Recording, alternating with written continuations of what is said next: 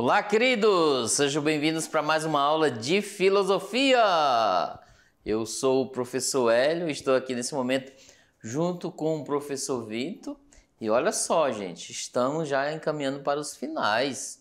Essa é a nossa aula a última da unidade 2 de conteúdos, que as próximas serão revisões, de revisão de avaliação e revisão de recuperação, né?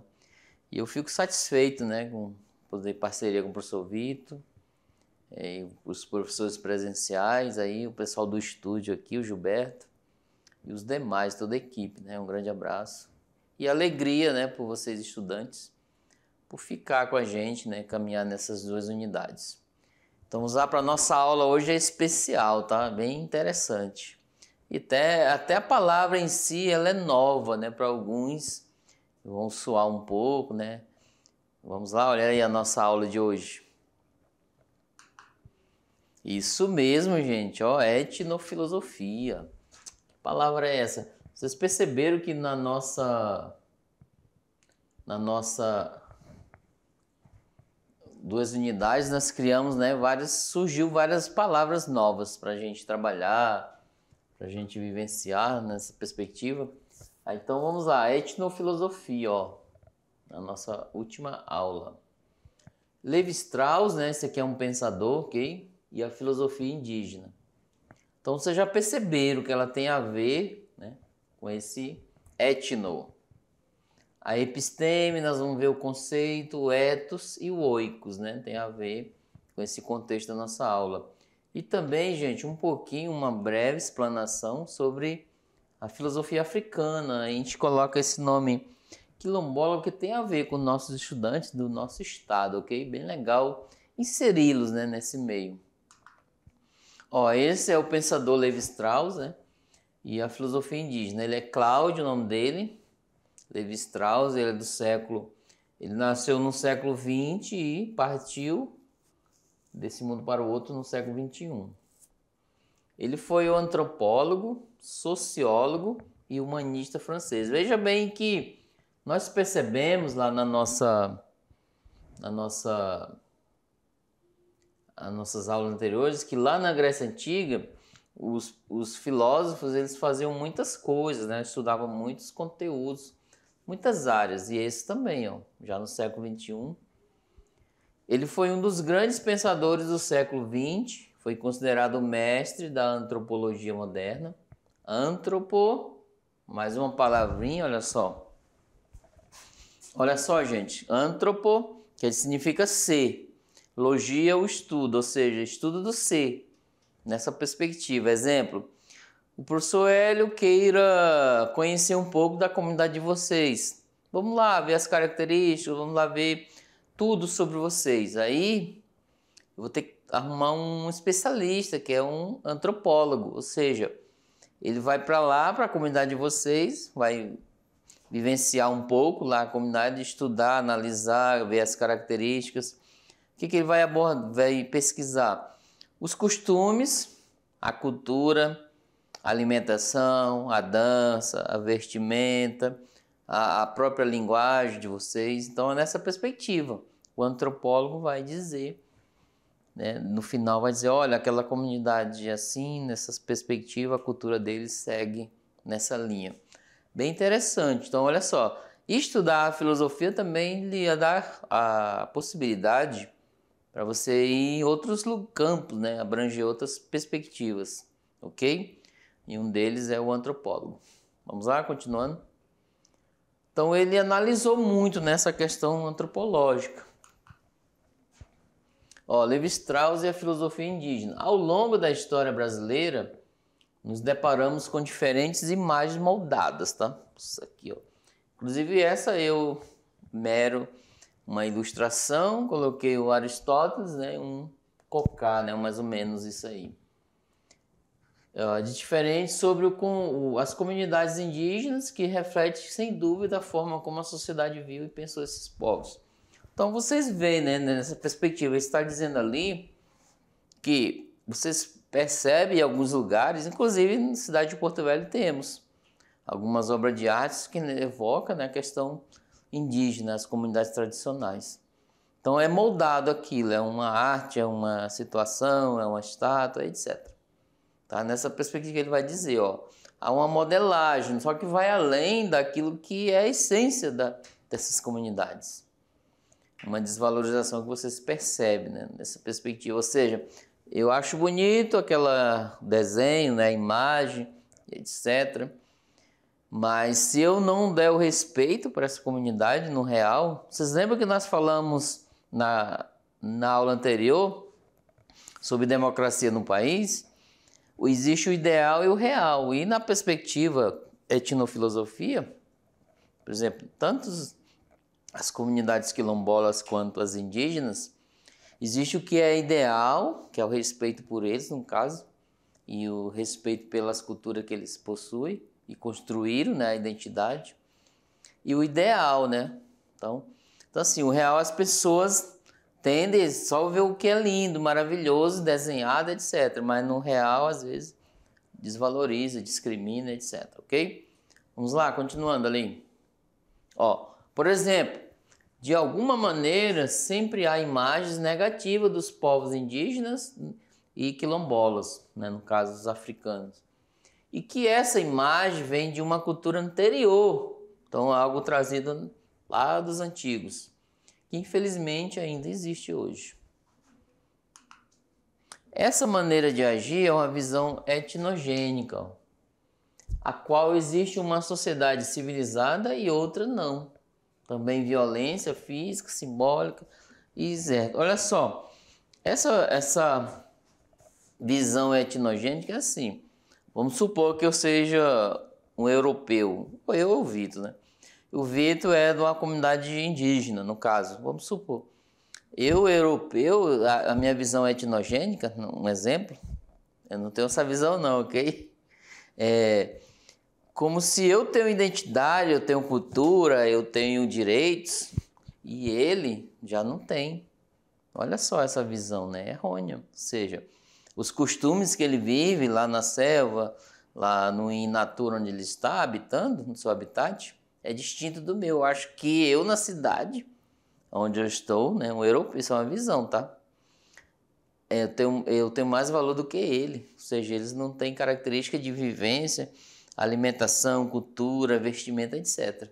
É uma desvalorização complexa desses povos, ok? E é uma discriminação muito grande quanto a isso. Continuando além. Mas essa visão, ela vem sendo parcialmente desconstruída. Ó. Que bom, fico até feliz por isso.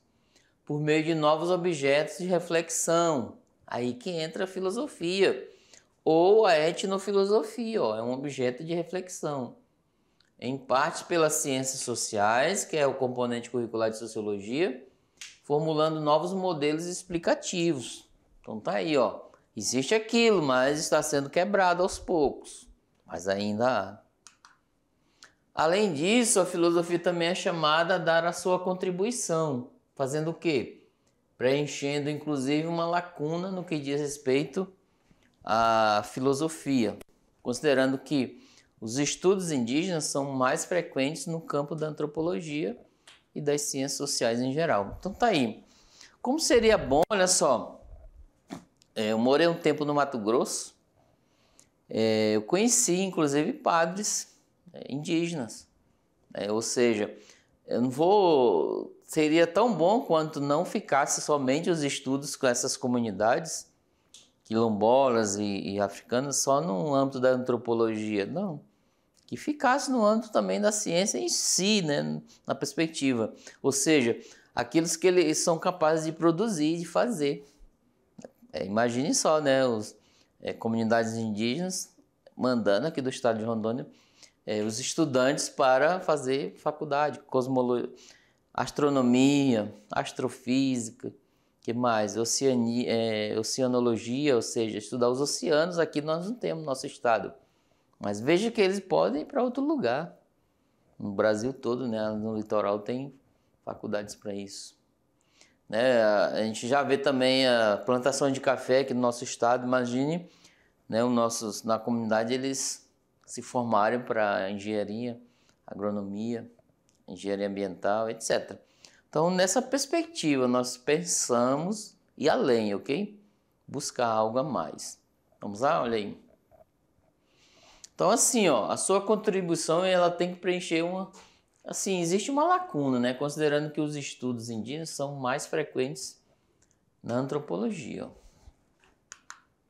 Pensar uma filosofia indígena significa algo extremamente valioso, gente. Olha que bacana isso. Para quê? Para a filosofia reinaugurar o pensamento a favor da própria vida. Esse é um pensamento de Nogueira. Então tá aí, ó. Pensar, né? O pensar. Por isso que nós introduzimos esse item, né, como objeto de conhecimento na nossa aula no primeiro ano. E nós falamos muito ao longo do segundo e terceirão, tá? Então é nessa perspectiva, olha só. Refletir sobre uma possível filosofia indígena e africana, isso é maravilhoso, trazer para a nossa cultura. Nós não somos seres cosmopolitas, mesmo que não queiramos, estamos envolvidos, né, com várias culturas, somente o nosso estado de Rondônia.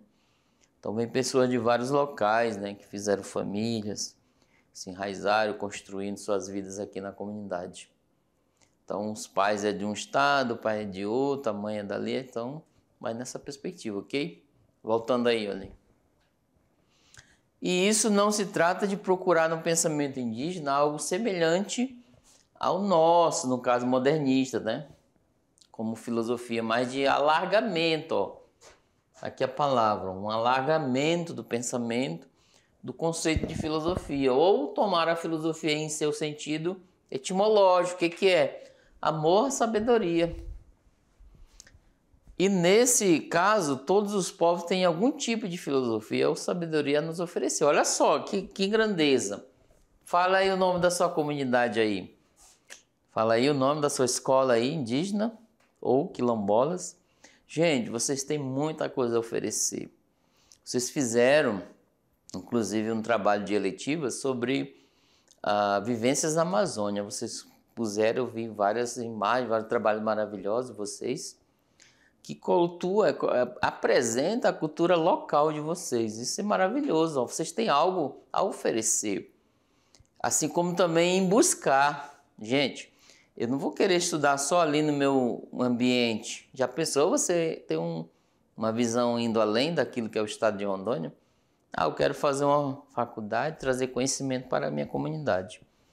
E vivenciar novas experiências. Inclusive, olha só, vocês veem às vezes em reuniões internacionais da ONU e etc., sobre o meio ambiente, né? Pessoas indígenas aqui do estado, Mato Grosso, etc., fazendo a sua participação. Ou seja, nós estamos aqui, é como se falasse, estamos aqui e queremos vivenciar o nosso espaço. Temos esse direito, ok? Olha lá, continuando. Então a filosofia é o amor à sabedoria. Nós falamos lá no início da unidade 1, que é filo é amor, ou amigo, tá?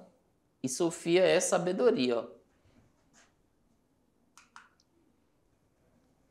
Conhecer a filosofia dos povos indígenas passa a ser fundamental para o quê? O entendimento respeitoso e compreensivo. Quem é esse ser que transita nesta espécie de limbo, né? Sendo considerado um não ser em comparação com os ditos povos civilizados? Qual a dimensão ontônica, né, da sua existência? Né, o onto, né, o ser, o presencial. Por quê? Né? Quem é esse ser que é desconsiderado pela sociedade de maneira geral? Porque de maneira geral teria que ser a consideração deles, o respeito. Olha, assim como outras culturas existem, eles estão ali para oferecer algo para nós. E preste atenção, olha só, essas comunidades, tanto indígenas, que estamos focando nesse ponto, como africanas, eles trouxeram sabedorias lá das gerações, que eram transmitidas às vezes oralmente, escrita, etc. Cura de doenças, olha um exemplo, tá?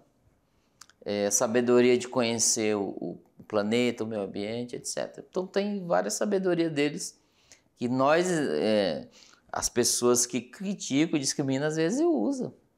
Discrimina, mas usa, né? Voltando lá, olha aí. Ó, Levi-Strauss, ele afirma a ideia de que o pensamento indígena é do mesmo estatuto que o pensamento filosófico ocidental, nosso hoje. Como Platão, naquele tempo, Aristóteles, Sócrates, Tomás de Aquino na Idade Média, Agostinho, Marx, Nietzsche da Idade Moderna, Maquiavel e Levi-Strauss da atualidade, né? Então, Norberto Bobbio, etc. De uma filosofia indígena. Então, assim, gente, é o mesmo estatuto, tá? Não tem como dizer que não é. Porque assim, ó, eu enquanto filósofo, se o professor Vitor filósofo, as mãos que falam, né, no âmbito da filosofia, nós temos o mesmo estatuto, a mesma ideia, no sentido de somos pensadores, fazemos reflexões. É claro que tem as distinções. Ele vai se expressar uma ideia distinta da minha, mas é o mesmo canal, o mesmo espaço, o mesmo direito dentro do âmbito da filosofia. Então, Levi-Strauss afirma isso, tá? Não adianta querer discriminar, mas existe e temos que trazer para o nosso meio, ok? Vamos lá. Ó, no entanto, ele sentia um certo descontentamento com certas categorias abstratas da filosofia ocidental, como a supremacia de um sujeito pensante dos conceitos abstratos. Pensar uma filosofia indígena significa pensar no compartilhamento de saberes. Então tá aqui, ó. Acabei de falar para vocês de geração em geração, certo? E é um pensamento, ó, de saberes filosófico e indígena, para além de uma cosmogonia, mitos cosmogônicos ou cosmologia, que é uma cosmovisão do universo, e que inclua questões epistemológicas, ambientais, éticas ou arte, em uma interface entre o conhecimento filosófico e indígena. Veja bem, olha só. Isso vocês vão ver lá no segundo ano, mas um spoiler. Olha só, gente, eu já estou trazendo várias palavras novas para vocês.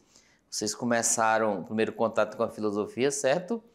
A conhecer no âmbito de pesquisa, porque vocês já são filósofos, né, por natureza, no momento da reflexão.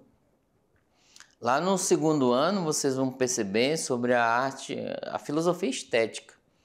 E lá eu trouxe, né, nessa perspectiva, dois artistas, que é a Arte Ibera, eles produzem. Então é o Atlas, né, e a sua esposa Silvia, eles produzem arte aqui em Ribeirinho, valorizando a cultura local. Então eles produzem camiseta, né, o peixe, os símbolos indígenas, quilombolas, o pescador ali, todo ele retrata na sua arte. Isso é interessante, é uma valorização, ok? O que não tem a oferecer? Temos sim. Vamos lá? Olha aí.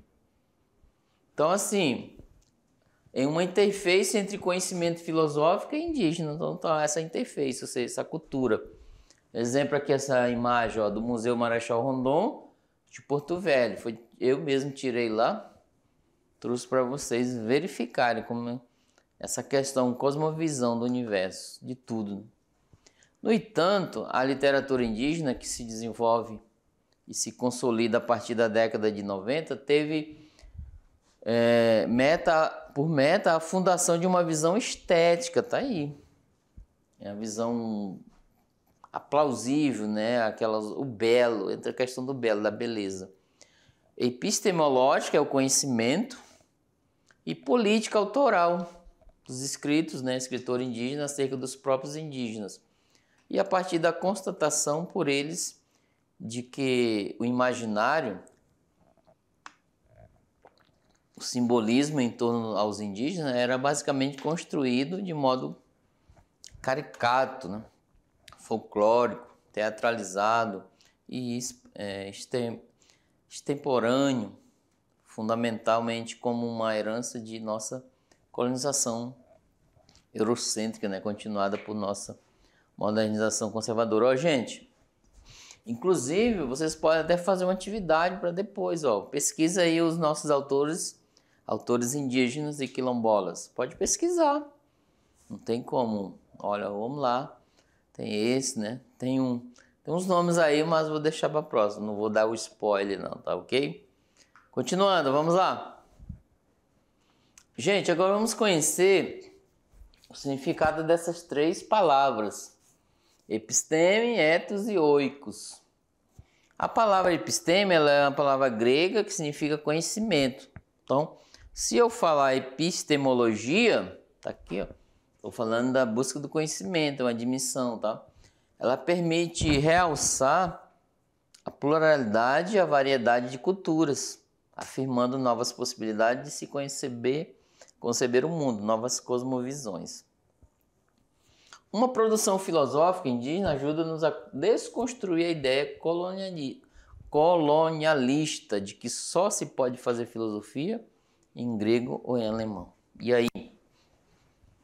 Vocês vão mostrar pra gente aqui, os professores da mediação, que vocês são capazes de produzir filosofia aí na sua comunidade. Então, a partir dessa unidade que estamos encerrando, vocês vão se tornar verdadeiros pensadores, fazer reflexões, inclusive em textos, no componente curricular de linguagens, de artes, etc., de língua portuguesa, onde vocês vão produzir suas reflexões ou suas ideias.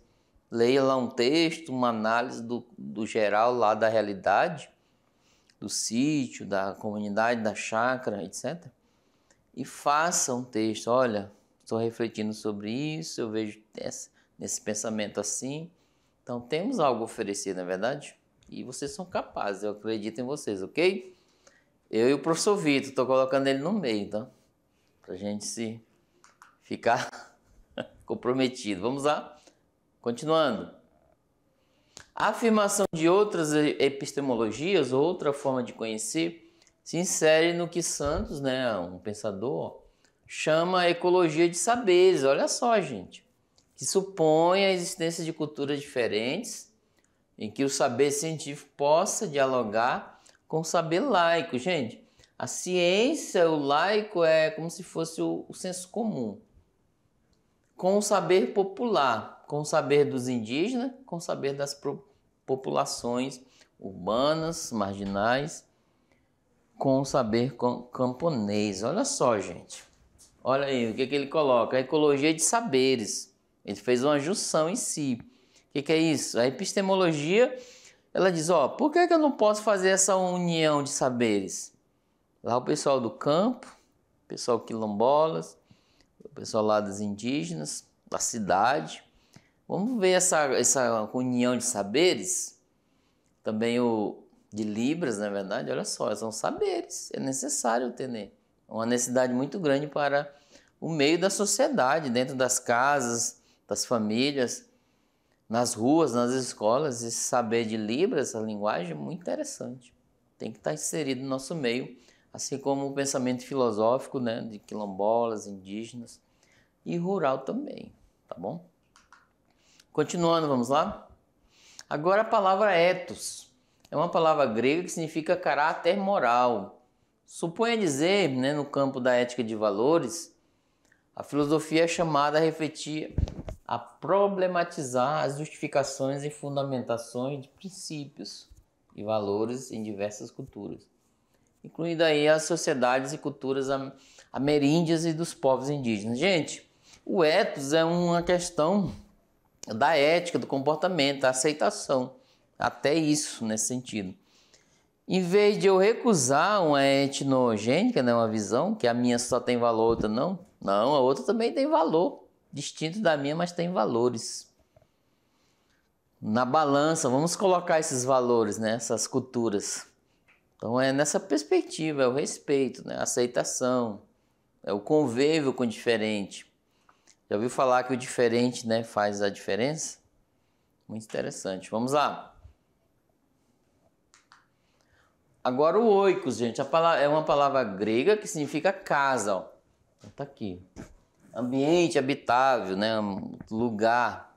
A questão ambiental pode ser articulada em sentido amplo, com o que podemos chamar de uma filosofia da natureza.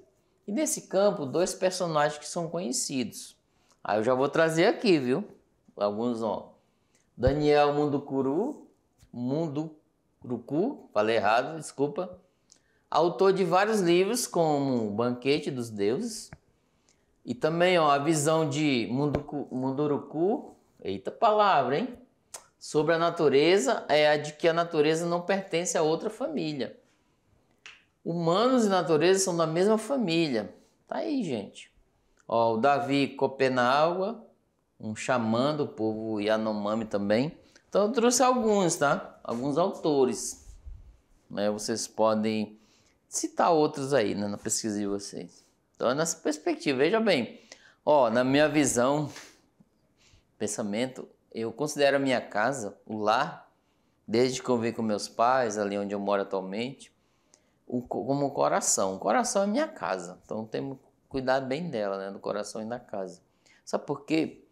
Quando eu saio do meu trabalho aqui, eu saio para outras situações e eu sei que tem um lugar seguro para mim lá, e é a minha casa, perto da minha família. Ou seja, vocês aí, quando saírem da escola, tem essa visão da casa como o habitat, né? O coração de vocês. Por quê? Vocês têm um lugar seguro para vocês lá. Interessante fazer essa ligação, tá bom? E veja bem, eles falam muito que a natureza é uma ligação da minha casa, o habitat, né?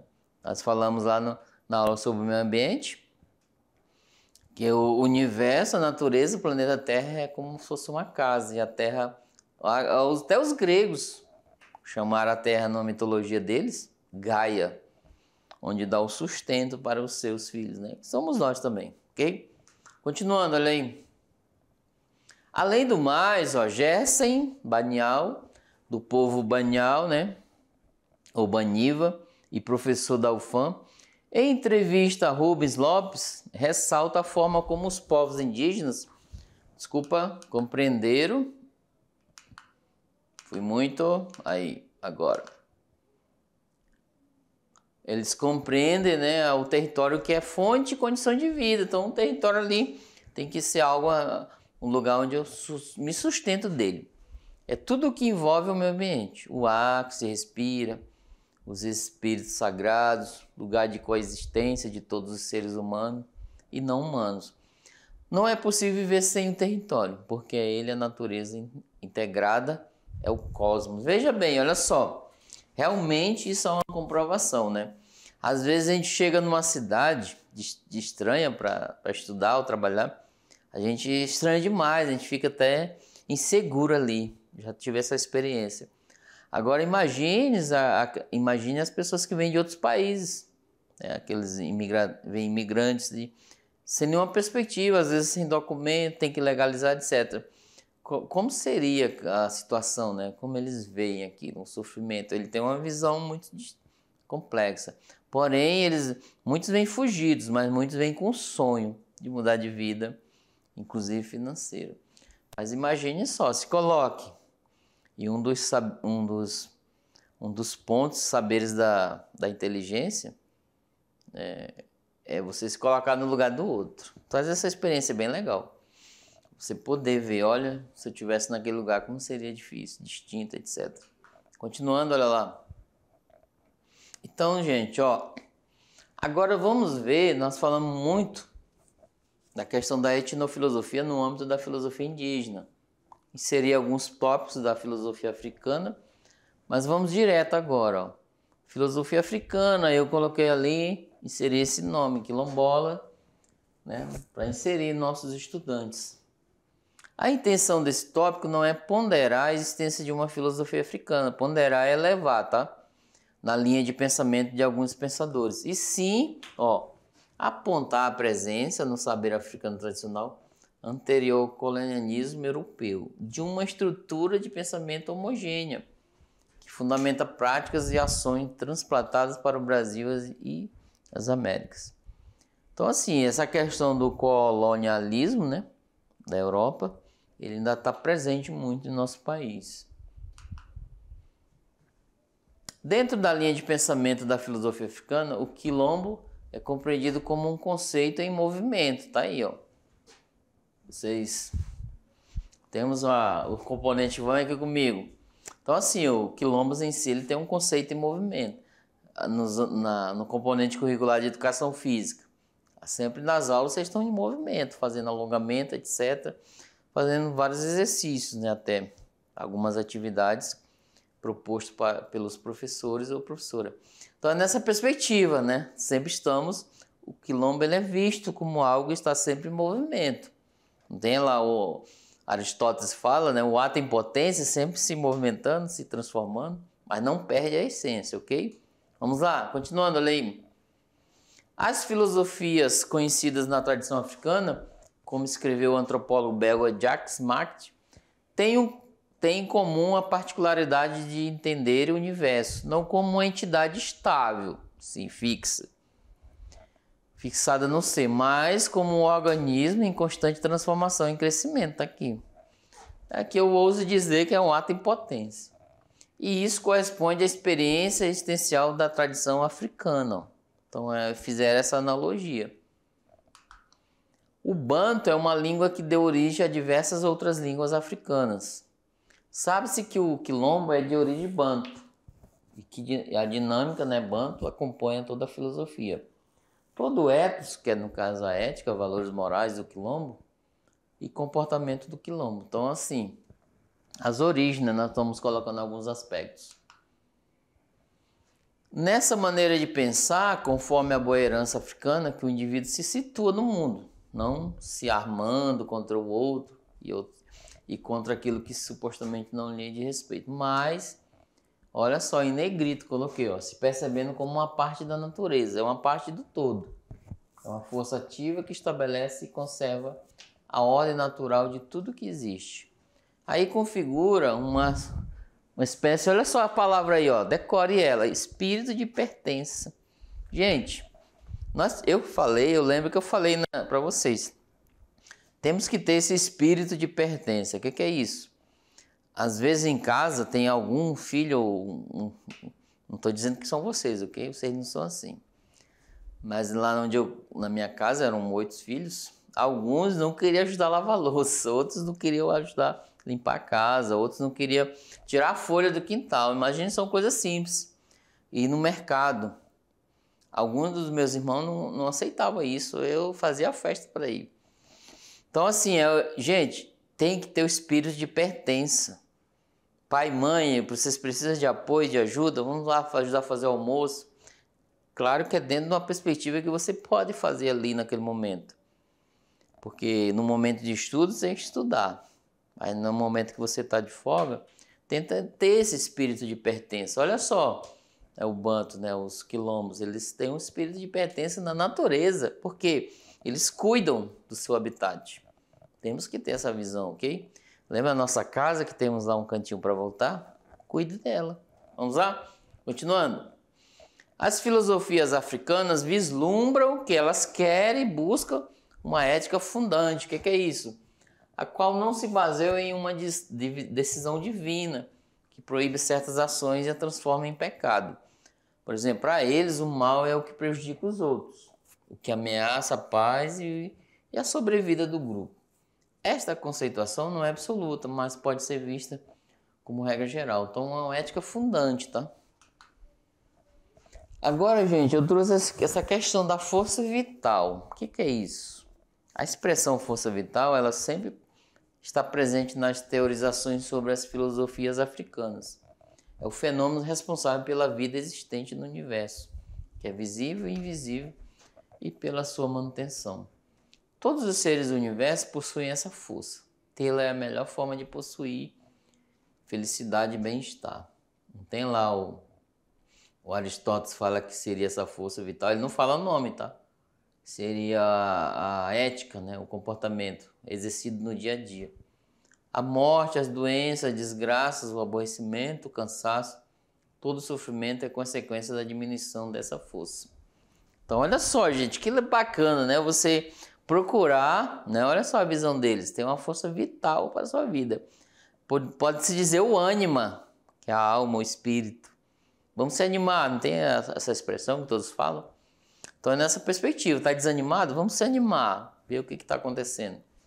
Vamos lá, continuando a lei. E o ser humano, né? Para os povos Akan, todo ser humano possui em si a centelha divina, chamada Kra, a emanada do Ser Supremo, originador e provedor do ser humano, Nyame, Onyame ou Onyankompo. Mas ainda toda pessoa é útil e valiosa na sua comunidade, do nascimento até a morte. Mesmo depois da morte, o valor do ser humano continua a ser respeitado, porque o morto vive na comunidade dos ancestrais. Então olha só que cultuação, né?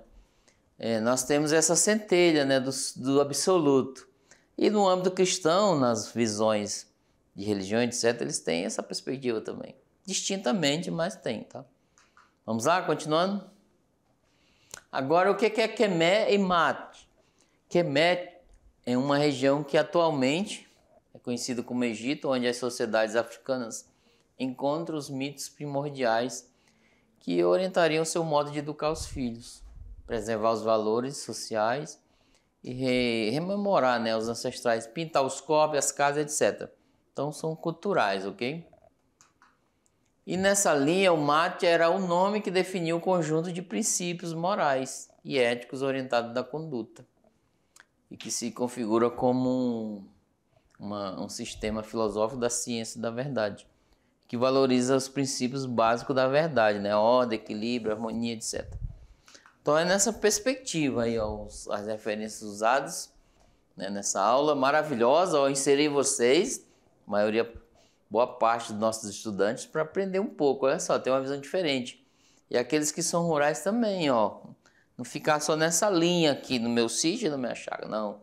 Vamos ampliar mais a nossa visão e ter uma ética do cuidado com a natureza e com as pessoas em nossa volta. Daqui a pouco não sai daí não, já voltamos. Tchau, tchau.